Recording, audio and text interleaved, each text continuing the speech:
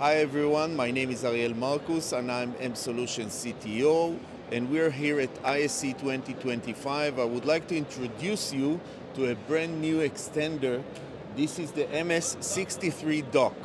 It's an extended docking station providing two HDMI 4K 60 444 18 gigabit output to a 2 display, when we have also a USB camera with a 4K resolution, as you can see on that display, coming out of the unit, and we have also keyboard and mouse connected to this unit.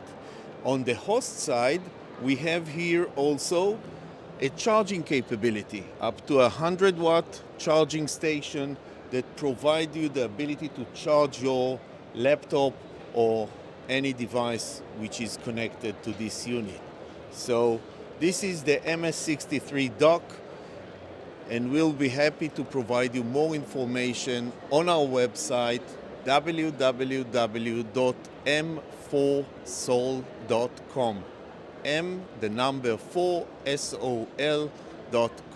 Thank you everyone, and see you next year.